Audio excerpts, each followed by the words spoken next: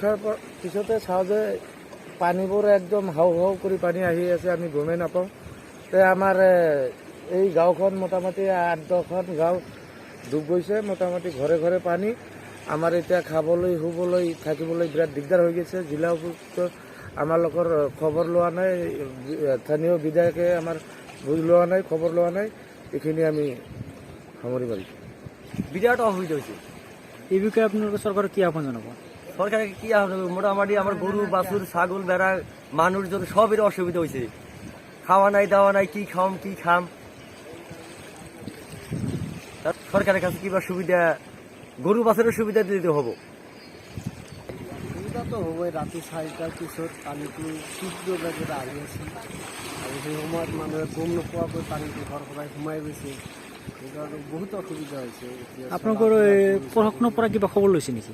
প্ৰশাসনৰ পৰাতো খবৰ এতিয়া কোনোবা খবৰ লোৱা নাই। আৰু এতিয়া আপোনালোকে চৰকাৰক কি আহ্বান জনাব?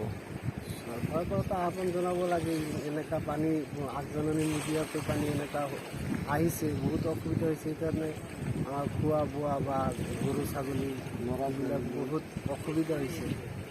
সেইকাৰণে চৰকাৰৰ কাৰণে তাতে আহ্বান গৰু ছাগলীৰ কাৰণে কিবা সুবিধা দিবৰ কাৰণে।